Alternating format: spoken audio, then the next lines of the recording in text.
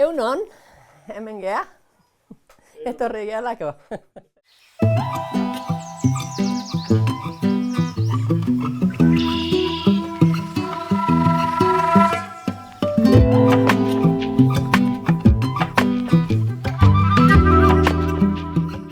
Ikerlaria izatea, bai, jakin-mina eukitzia.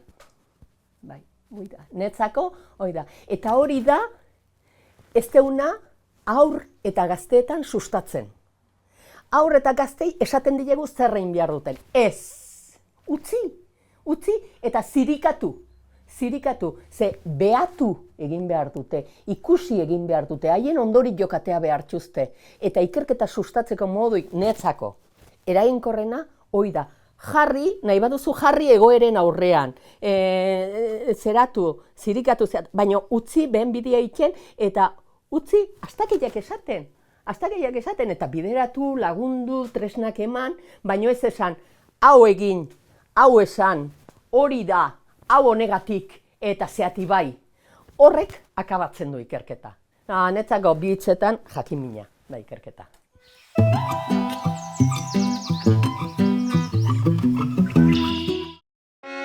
Lore Herriondo Korostola Errenterian jaio zen 1960ko otsailaren 22an. Bere ibilbide oparoak hizki bakarrak ezberdintzen dituen bi zutabe izan ditu oinarri, hezkuntza eta hizkuntza. 1983an amaitu zituen pedagogia ikasketak EHUn, eta 1983an aldiz doktoretza, Michel Paradis irakaslearen zuzendaritzapean. Tesian, afasiko euskaldunen hizkuntza trebetasunak izan zituen hizpide. 1984tik pedagogiako irakaslea da hezkuntza, filosofia eta antropologiako fakultatean. 2017 eta 2021 artean fakultateko dekanorde ere izan zen. Euskara eta honen sustapena izan ditu beti auspo, eta baita ikuspegi nazionalaren defentsa ere. Ezaugarri horiek topatu zituen egun 80ko hamarkadan, eta bertako zuzendaria izan zen 2005 eta 2010 urteen artean. Hainbat ekarpen egin ditu bertan. Ulibarri, ikastetxeen hizkuntza normalizazioaren gaineko programa diseinatu zuen Eusko Jaurlaritzarako Xabier Isasirekin batera. Mintzagrama tresna ere sortu zuen. Talde batean euskaraz edo beste hizkuntza batean hiztun aktiboak, hiztun pasiboak eta hiztun isolatuak bereizteko balio duena. Horretaz gain, euskal kurrikulumaren bultzatzaile nagusietako bat ere izan da. Mundu ikuskera horretan kokatzen da halaber, 1985ean beste irakasle batzuekin elkarlanean martxan jarri zuen proiektua. Ikasi pedagogia aldizkaria.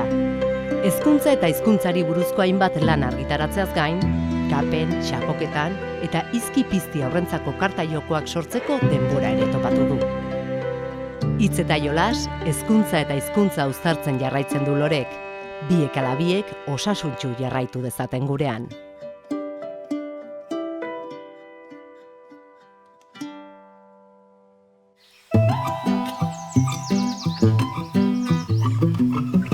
Nator, lehenengo belaunaldi, euskaraz ezitako belaunaldi ikastola klandestinoen garaitikan. Orduan, 73ko belaunalditik nator, beraz, hor dagoeneko esan dezagun euskeraz azitako lehenengotako belaunaldik. Hortik, bai orduantxe hasiak zeuden uzei, terminologian, elujar eta Udako Euskal Unibertsitateare hasia zen dagoeneko, bani unibertsitatera heldu nitzela, eta orduan ere unibertsitatean kampusa zabaldu berria EHUn, eta euskaraz ere oso ikasgai gutxi, eta gure antolatu egin ginen, euskara irakasteko, ikasle zein irakaslei, eta euskara taldiak egiteko, terminologiak lantzeko, apunteak egiteko, eta hori guztia. Euskara batuare garai hortatik datorkigu, beraz, bazeuden salbuespen batzu, euskaldun batzu, behen kasa zebiltzanak eta hori, baina gerora gu izan ginen, pixka kontzientzia batekin gentozenak, modu oso bolondresean, hau da, pixkat euskararen alde, bakoitza geunden tokitik, beraz, disiplinarteko tasunean, egiten zuen lan hori euskaraz egiten. Baita ere, behiratzen genuen, zertzegoen euskaraz, eta gurea, sasoi hortan erraza zen. Etzeon deuse. Etzeon deuse, orduan, pixka bat, zeratu ibili gintezke, nahi genuen esparru horietan.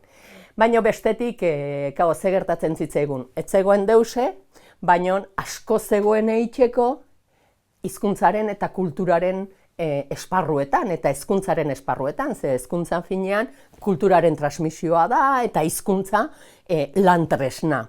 Orduan, hor ere ikaragarri esparru zabala zegoen lantzeko, eta hortan hasi ginen. Dagoeneko ikasle garaitik, hasiak nituen dagoeneko ikerketa batzu izan ere, azkeneko urtetan gendela, bai aspazetik eta eskatu izan zeaten, komunikazio alternatiboko sistema batzuk euskaraz ere euskaldunentzako egokitzea, eta pixka bat hortik abiatuta, nire lehenengo ikerketak batez ere tesiari bideratutak izan duziren neuropsikolinguistika alorrian, hizkuntza patologiakin eta afasiarekin lotuta, ez?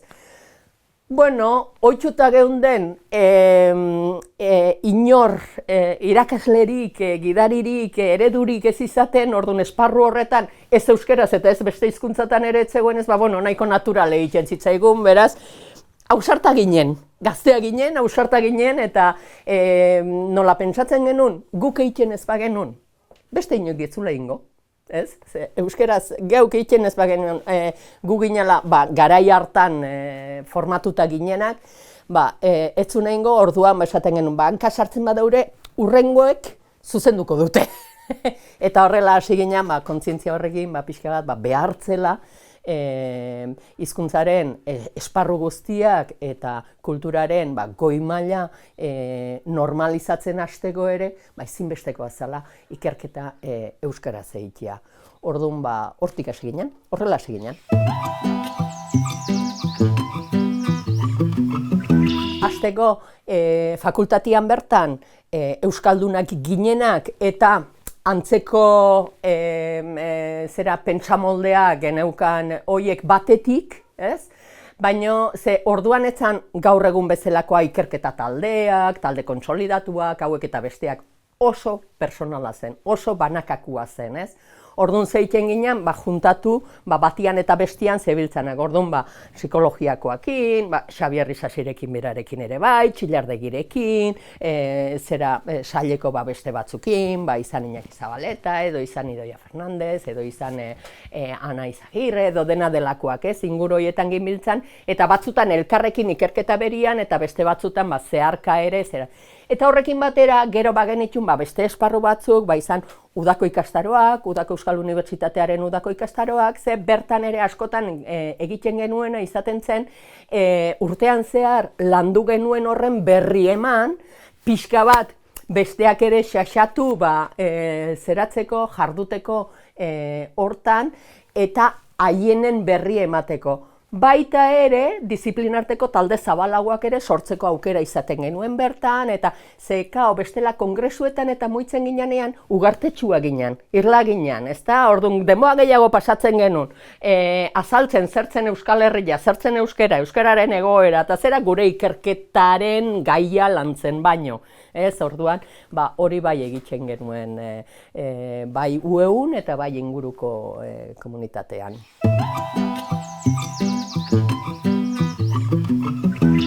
Egoera horretan ari ginen ikertzen, eta egoera horretan ari ginen argitaratzen.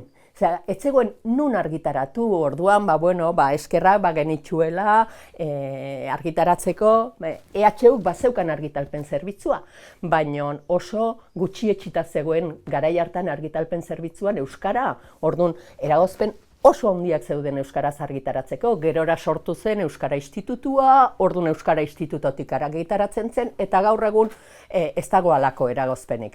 Baina orduan bai, eta aldizkaritan ere, genitun Jakin, genitxun garai batian ele, genitxun ustaro, genitxun gerora sortu ziren, tantak, ikasi, eta beste zea batzuk, baina gutxi genitxun. Eta nola gure autokontzientia zen, euskaraz ikertzea eta ikerketa horri divulgatzeko, euskaraz argitaratzea euskal komunitatean zabaltzeko, ze gure asmoa, zearen teoriaren ikuspegitik eitzen dena da, hau da, behatu errealitatea, ikusi zeintzu diran errealitate horretan eragitzen duten zioak edo legeak, eta hori planteatu, gero guk nahi dugun modura errealitate hori aldatzeko, ezta? Orduan oso lotuta erkidegoarekin eta oso lotuta aplikatuarekin, ikerketa aplikatuarekin, ez? Ze, premia hain handia zenez, esparru horretara jotzen genuen.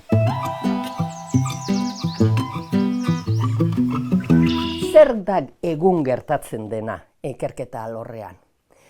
Ikerketa egun gure garaian ia deuse axola etxitzaigun karrera akademikoan gaur oso importantea dena, besteak beste baliabideak daudelako, orduan ez zeudenak, bide horretan oso da garrantzitsua zure lanen berri, zure ikerketen berri, eragin handiko edabideetan azaltzea. Eta ze gertatzen da? Gertatzen da, eragin handikoak ez dela kontatzen zenbat hiztun dauden hizkuntza horretan, baizik eta danak berdinak izango balia bezala. Ze gertatzen da, ingelesez behar dutela izan.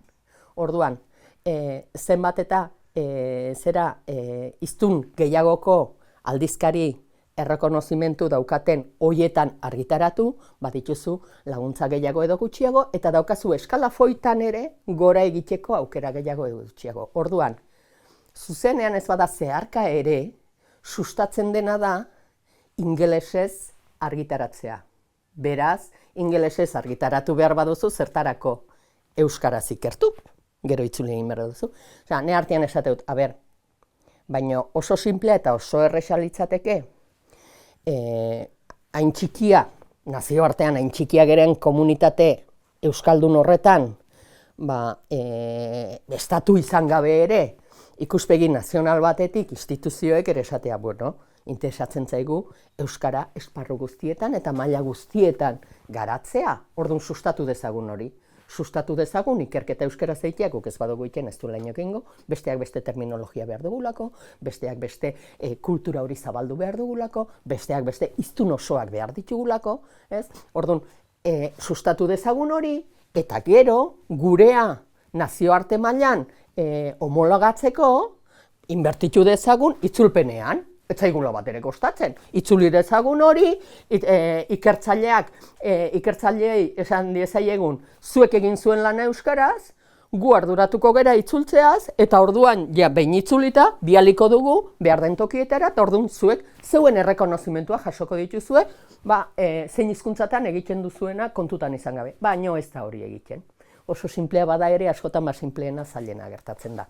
Eta orduan, esango nuke egun, eta datuetan horrela ikusi dezakegu, tesietan, garai batean, euskarazko tesiak gorain batzuten ere, egun behera egin dute, euskaraz defenditzen diren tesiak, eta askotan, nola oso lotutak egoten diran tesiak ikerketa hildoekin, eta gero argitalpenekin, eta zera, ikerketak ere, asko egin dute bera euskaraz, beraz argitalpenak ere bai. Eta nola argitalpenak apenas egiten ez diren euskaraz, ez dira aldizkari berriak sortu euskaraz unibertsitate mailako ikerkuntza zabaltzeko, eta bar, eta bar, eta bar, eta bar.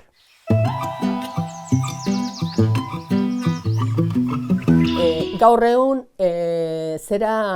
itxurrietan eta abantaila dugu eskura ditugula. Beraz, alde horretatik ez dago arazo handirik. Baina falta zaigu, ne ustez, komunitatea ezautzea, elkar ezautzea eta osatzea, trinkotzea, eta egongo dira batzuk oso garbi daukatenak haien gaia, haien ikergunea zein den, baina beste batzuk egongo dira esaten ze premia dituen gure gizarteak. Eta kezka hori daukatenek gutxienez partitu dezaten errealitatearen azterketa bat eta nolabaiteko koordinazio bat egon dadin esateko beira. Herri ikuspegi horretatik premiak ditugu hemen. Orduan, sor dezagun talde hau, honetarako talde hau, eta koordinazio bat egon dein, komunikazio bat egon dein, ezinbestekoa da, ne ustez. Naizta txikiak izan, eta bereziki txikiak eralako, sakabanatuak egon beharrean, trinkotzen joatea eta elkarren berri izatea, proiektu komun batean aurrera egin ahal izateko, ahalik eta indar gutxiena galduaz. Eta bestetik, instituzioen aldetik eta sustatzea, euskarazko ikerkuntza, euskarazko divulgazioa, eta hori iritsi da geho hezkuntzara, hezkuntza arautura, institutuetara, eskoletara, aurre hezkuntzara, hori horrela eiken ez baldin bada, momentu batean hasiko dira aur guztik euskaraz, baina iritsiko da maila bat, ezingo duten aurrera egin eta derri hor joko beharko dutenak espainolera, frantsesera, ingelesera edo dena delakora. Eta orduan, ari gera, iraunarazten hizkuntza bat, baina alperrik nerabezarora iristen geanean, dagoeneko derrigorrean aldatu egin beharko dutelako beren kultur hizkuntza. Beraz, ari gera gu gehorri, ari gera itxotzen. Beraz, bi hitzetan kontatu dizuet. Hasiera, meseta egoera bat, eta nire ustez, nire interpretazioa da, baina nire ustez, atzera urratsak ematen ari garen gune honetara iristea. Ez dut uste definitiboa denik, uste dut zentzu komuna ohikoena ez den zentzua, bada ere, noizik eta behin izaten direla inspirazio uneak, eta sortzen direla berriak. Nik ez dut itxaropena galtzen.